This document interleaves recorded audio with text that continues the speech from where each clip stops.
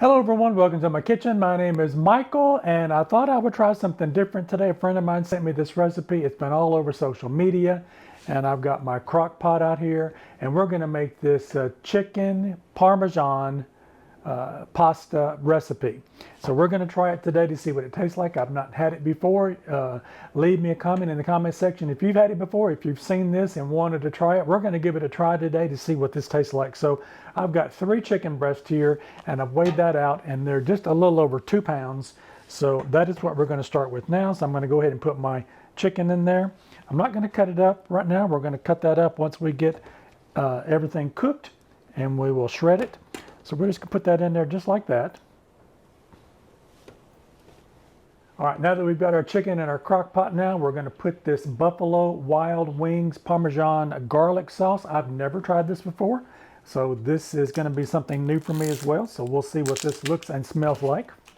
All right, now that I've got this open, this smells really good, and it says it's got Parmesan garlic and Italian herbs in it. So we're just going to put this on the top of it just like that, and it is kind of thick. All right, I've got me some paper towels here because I'm going to take these and wipe off the outside because I'm going to put some cream in it and we're going to use that cream to clean out the bottle. All right, now that I've got that bottle cleaned off there, I'm going to be shaking it. I didn't want that splattering all over the walls here. So I've got some cream now. If you just want to use, you can use half and half, you can use milk, or if you want to put some chicken stock in it, you could do that. All right, I'm going to put the top back on this and we're going to shake this up and get this all cleaned out. All right, let's dump this into our crock pot now. And there's just a little bit more in there. I'm going to put just a little bit more in there. So that'll be 12 ounces of cream that I'm going to put in there. Put that in there and we'll give that a good shake also. And that'll just make everything nice and thick because we're going to be adding some other ingredients into it later. And I know this, from the smell of it, is going to be really good. All right, so we've got that added in now. And then we're going to need 1 8-ounce block of cream cheese here. And we're going to cut that up into smaller chunks and we're going to put that in there as well.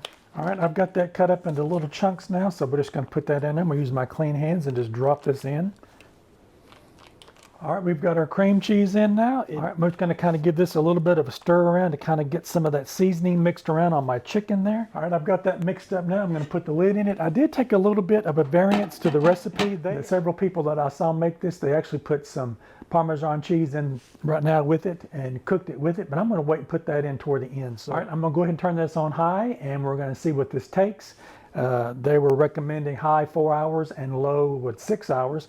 So I will let you know when we get back what this took to cake. So now all we're going to do now is we're going to cook our chicken until it is ready to be shredded or it is done. So I'll be back in a little while and we will see what this looks like. Stick with me. I am back and it's been about 4.5 hours. I did start out on high and about 10 minutes into that, this really good Foodi Ninja machine had everything started bubbling and was almost getting ready to boil. So I turned it down on low.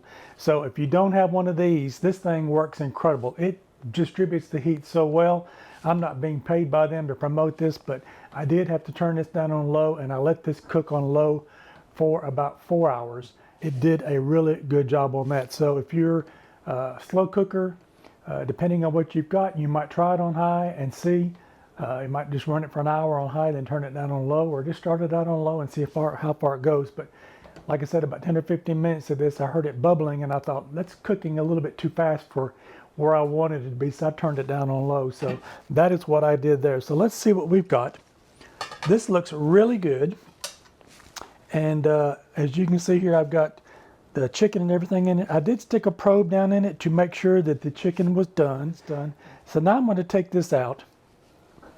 And I'm going to let this cool down just a little bit because I'm going to shred this chicken. And while I'm waiting for that piece to cool, I've got a box of penne pasta. This is a 16-ounce box, and I've got some water on the stove. I'm going to put this on. I'm going to put about half of this in here. Looking at that, I know that you know as well as I do that when you cook pasta, it's going to swell up and double in size. So I'm going to start out with a half a box of this, and that'll be about 8 ounces. And I'm going to go ahead and put that on the stove, and I want to cook that al dente, and I'll be back and we'll work on this chicken. All right, so I've got my pasta cooking on the stove now. Like I put about half of the box in there. If you want to put more pasta, you definitely can. And pick any type of pasta that you like. I like the penne pasta, but the little bow tie pasta would be really good with it also. And if you like a lot more in there, you can definitely put more or less. It's completely up to you. I did put half the box in there. All right, so I'm going to go ahead now and I'm going to shred my chicken. And you can see here that this cooked really nicely. And the smell of this is very aromatic and it's coming apart really easily. So I'm not going to have to do too much to this to get this shredded up. And I'm going to work on all 3 of these pieces and I'll be back and we'll move on to the next step. All right, I got 1 piece of chicken shredded. Looks like a lot in there. I'm going to go ahead and put that in. And once I get this shredded, I might be regretting my decision about putting as few pasta as I did in there. But we're going to I'm going to take a chance on it. So I'm going to go ahead and work on these other 2 pieces.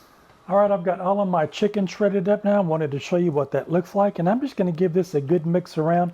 I've got a lot of liquid in there, which is good. I was afraid that I might have to put 2 of those bottles in there, but the recipe called for 1, so I think that's going to work out perfect. And the one good thing about recipes is they're a basis for everything. So if there's something in it you don't like, if you want to try something else, you definitely can experiment. That's what's really good about anything that you make at home, is you can cater it to the way you like it or your family likes it. This is looking really good. It's smelling really good. And I'm going to wait now for my pasta to get ready. And while you're waiting for your pasta, if you want to go ahead and grate it for cheese, this is about 2 cups of cheese that I've got here, and this is just a Asiago, a Romano, and a Parmesan that I kind of sliced up in these little slivers that I've got here. So I'm going to take a look at it and see when I get that put in there. If I want to put any more in it, I definitely can. So I'm going to wait for my pasta to get done, and I'll be back, and we'll move on to the next step. All right, I am back, and my pasta is done now. I did cook it al dente. Just follow the instructions on the box of whatever pasta that you've got or whatever you like. Now let's put this in here like this. Set that to the side, and I'm going to take a spatula because my cooker here has a non-stick surface on the inside and I don't want to scratch that up, and I think that is the perfect amount. But you can definitely add more if you like. I think that's going to be a great addition to that, and as you can see there in that, I think that is a good amount of pasta. All right, so now that we've got that in there, I'm going to take my cheese and we're going to put that on the top and just kind of spread that around. Now remember, we've got cream cheese already in there. And the original recipe wanted me to put 6 ounces of Parmesan cheese in at the beginning with the chicken. I did not do that. I opted to wait to the end to put all the cheese in at the back. So that is what I did. So I'm just going to cover the top of this. And I think I'm going to give that a good coating on that. And that'll be quite a bit of cheese. All right, I'm going to put the lid on it. I've got it on warm. I'm going to let it set for another 20 minutes or so to melt the cheese, and we'll come back and we'll give this a taste test. Stick with me. All right, I'm back, and my cheese has melted now, and this could not smell any more incredible. The combination of those cheeses and the spices and the herbs and that liquid seasoning that we put in there earlier, I know this is going to taste delicious. I'm just going to grab some over here on the side.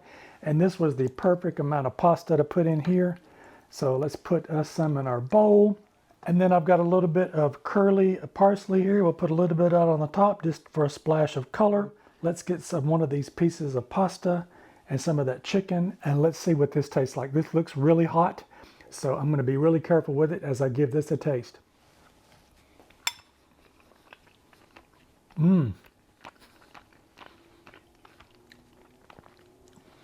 I can see why this is all over the internet.